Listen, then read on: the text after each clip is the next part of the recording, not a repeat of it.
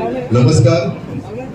आपल्या सर्वांना ज्ञात आहे की 29 तारखेला जे काही नामनिर्देशन दाखल करण्यात आलं, तर शेवटच्या 2 ते 3 मिनिटांमध्ये एक नाट्यमय घडामोडी घडल्या आणि तिथे भुसरडी येथील राहणारे अमोल शांताराम पाटील यांनी डमी उमेदवारी फॉर्म दाखल केला आणि त्यानुसार मी एक पत्रकार परिषद घेऊन थेट माननीय आमदार साहेबांवर आरोप केले होते की हा डमी उमेदवार जो उभा केलेला आहे तो माननीय आमदार साहेबांनीच उभा केलेला आहे, अशा पद्धतीचं मी सांगितलं होतं.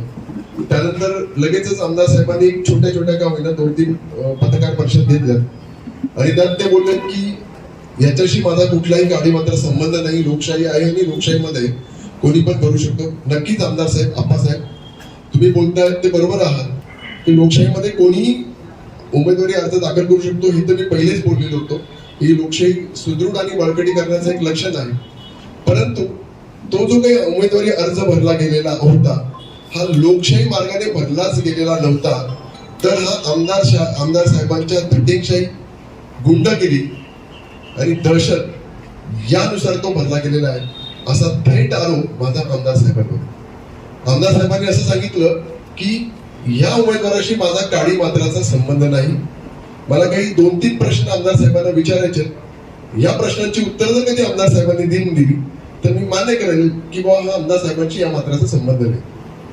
नंबर 1, उमेदवार डमी जे आहेत अमोल शांताराम पाटील, अमोल शांताराम शिंदे यांनी जो हे राहतात भुसरडी इथे बडगाव तालुका, यांनी जो त्यांचा फॉर्म निर्देशित केलेला किंवा तो फॉर्म भरलेला आहे, ह्या फॉर्मवर जे काही सूचक आहेत ते एकही घुसरडीचा व्यक्ती नाही, एकही बडगाव तालुक्याचा व्यक्ती नाही किंवा एकही पाचोरा ग्रामीणचा व्यक्ती नाही.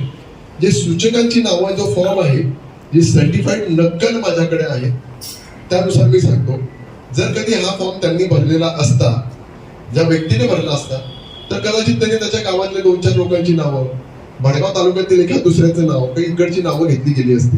सूचक म्हणून जेव्हा आपण डमी फॉर्म भरतो आणि जर अपक्ष म्हणून फॉर्म भरायचा असेल तर तिथे 10 सूचक असणे गरजेचे आहे.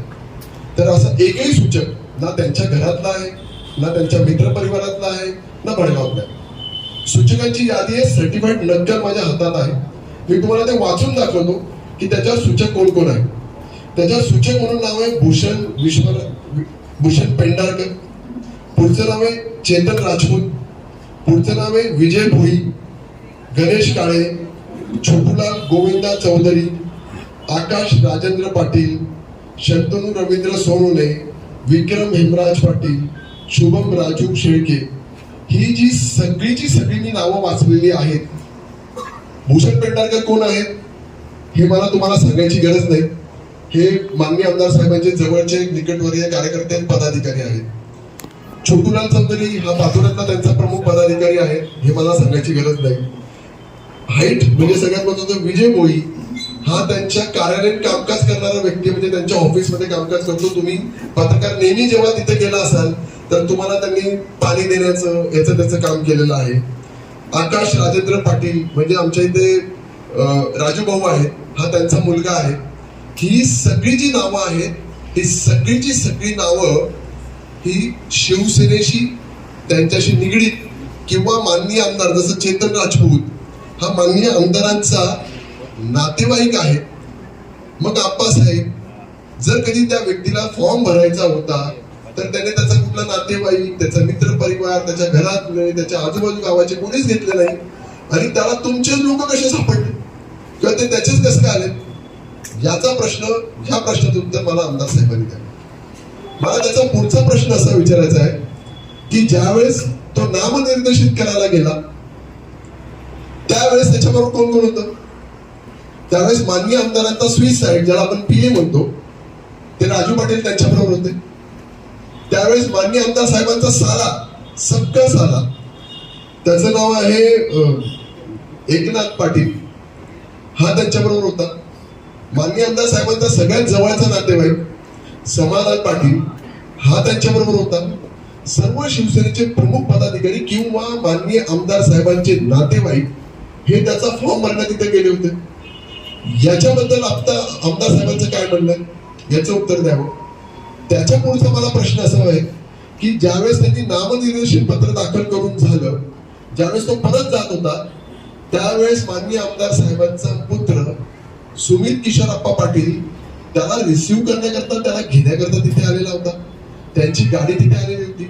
इतकी दटिंगशाही, इतकी गुंडगिरी त्यावेळेस त्यांनी तिथे त्या भर चौकात, शिवाजी महाराजांच्या चौकात केली होती की दिवाळी सारखा सण असताना सुद्धा माननीय आमदार साहेबांच्या कार्यकर्त्यांनी आणि त्यांनी स्वतःने केलेल्या गुंडगिरीमुळे आणि दहशतवादामुळे माझ्या इथले असलेल्या व्यापाऱ्यांचे काही काळाकरता दुकानं काही काळाकरता थांबला होता.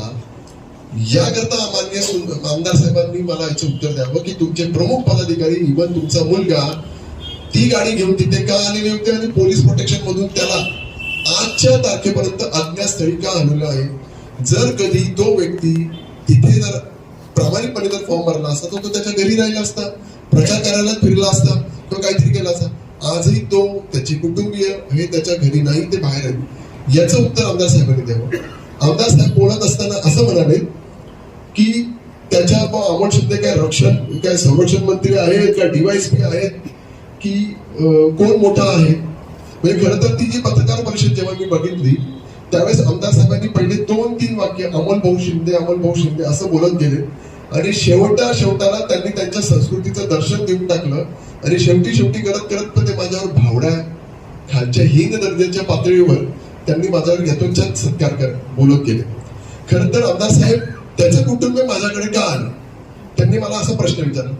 आमदार साहेब, त्याचं नाव अमोल शिंदे आहे, माझं नाव अमोल शिंदे आहे, मी इथला प्रमुख कंटेस्टंट आहे.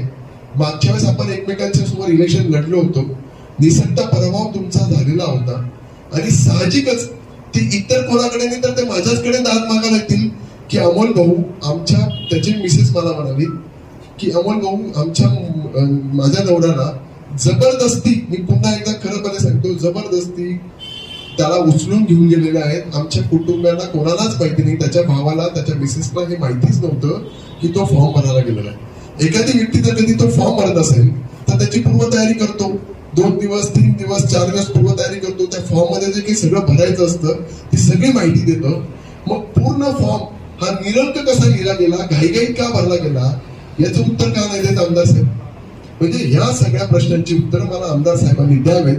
जर त्यांनी नीट उत्तर दिलं तर मी मान्य करेन की हो, या घटनेशी संबंध नाही. खरं तर मला 2 गोष्टी एकदम अधोरेखित करायच्या आहेत. मागच्या वेळेस तुमचा झालेला निसटता विजय आणि यावेळेस ज्या पद्धतीमध्ये मला आशीर्वाद देण्याकरता पाचोरा भडगाव इथली जवळजवळ 25,000पेक्षा जास्त कार्यकर्ते, पदाधिकारी, इथली लोक, पाचोरा भडगावची लोक मला आशीर्वाद आणि सहकार्य देण्याकरता, साथ देण्याकरता, माझं नामनिर्देशन करण्याकरता 28 तारखेला इथे उपस्थित झालेली होती. हा सगळा माहोल बघून त्यांना त्यांचा पराभव त्यांच्या डोळ्यासमोर दिसला आणि काय झाले, आप्पासाहेबांना 2 टर्म ते आमदार होते, त्याच्यामुळे सत्तेची लालसा त्यांना लागली, एक अहंकार वृत्ती त्यांच्यामध्ये झालेली होती की बा मला पुन्हा एकदा आमदार व्हायचंय. आपण म्हणतो ना एखादी गोष्टीचं रक्त तोंडाला लागतं, तसं सत्तेचं रक्त मान्य आमदार साहेबांना लागलं आणि पुन्हा एकदा आपल्याला आमदार कसं होता येईल याच्याकरता झटपट त्यांची करावी, झटपट त्यांची झाली आणि म्हणून घाईघाईमध्ये त्यांनी एक डमी उमेदवार अमोल शिंदे इथे उभा केला.